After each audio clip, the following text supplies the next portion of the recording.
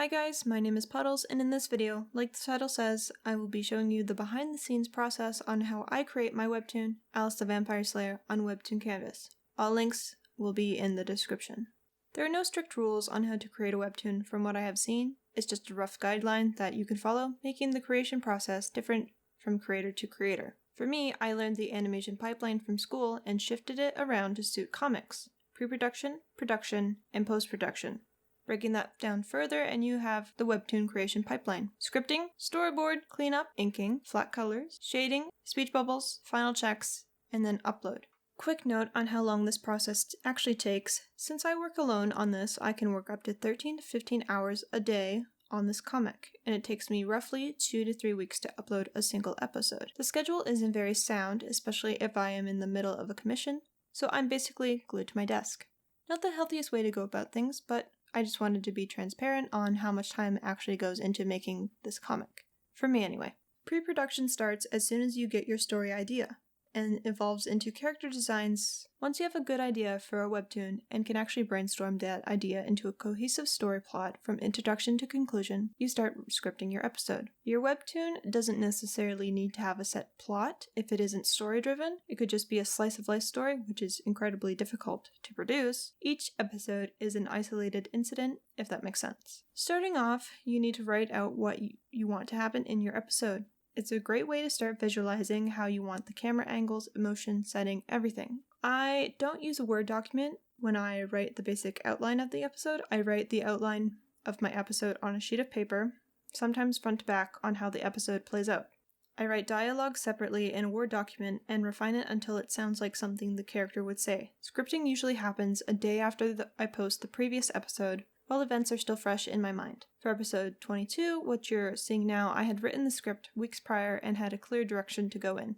These are little tiny drawings used to figure out what kind of shots you want to have in your comic. Translating what I write can be difficult at times, but I find it easier if I envision the shots as if I am directing a live show. Usually my thumbnails or rough draft is a lot more refined, but back when I was recording this segment, I was recovering from a concussion, so it was a bit all over the place. Speaking of concussions, I currently might have one right now. And you might also see from my initial thumbs that not much was changed from the first rendition of the episode.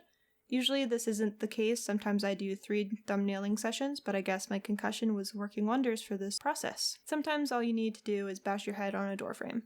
I'm joking, please don't give yourself a concussion, it's not fun. After drawing out the thumbnails, I use the frame border tool and make panels over top of my first draft. And in these panels, I start what I call my second draft, where I go over the original thumbnails and refine the poses. Usually when I refine my drawings, I realize that this pose or camera angle isn't what I want, so I redo that panel. This process takes some time because I don't just start the cleanup and move on to the next panel. I usually stick to the same panel and begin line art right away.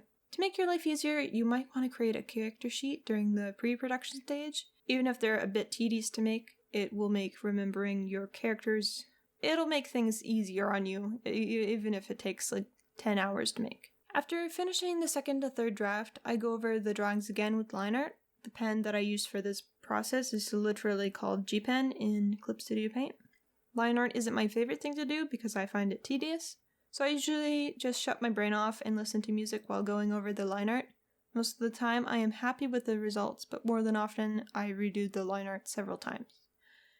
And once the monotonous hell that is line art comes to an end, it's time for colors. Hey, Editor Puddles here. When it comes to colors, I have a designated swatch page with all of my characters' color palettes, as well as some scrapped scenes from my webtoon. I call it the test page. And to make my life easier when I color in the characters, I use a quick fill tool that is free to download in ClipStudio's assets. To find it, just type Close and Fill Tool without gaps in the Assets search bar, and you will know it's the right one when you see the ice cream dude.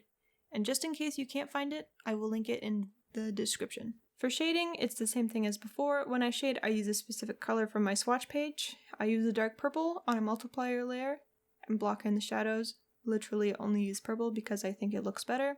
And it's a general rule in the art world that you should not shade your art with a pure black. Like I said earlier in the script process, I write out the dialogue in a Word document. I've been doing this recently instead of writing it out on a sheet of paper because I am so tired of seeing spelling errors seconds after I post the page. So using a Google Doc helps me in regards of spelling and organization for dialogue. After I write out what I want the characters to say, I refine the words until it sounds like the characters themselves are speaking, or at least try to. And when I put them into my comic, I use the Comic Sans font at 5.5, but I've been varying the size of the text because sometimes it's really hard to see and sometimes it's really clear. You gotta adjust. Final checks. After weeks of work, I go through the page and make any checks and corrections. This is mainly adding shadows on panels I missed, or making sure I did add a background. Perfectionism at its finest is this stage. Also in this stage, sometimes I send the full page to my Discord server so I can get input on how the episode looks throughout the process. Uploading is simple. I just drag and drop my file to the Webtoon dashboard. The site breaks down the drawings for me. I create the title of the episode and thumbnail and send it off. As soon as it's uploaded, I take a small break, usually a nap, and either in a day or two, I start the cycle all over again. And that is the process on how I go about making an episode for Alice the Vampire Slayer. I hope this video was helpful and gave an insight into the process behind making a webtoon.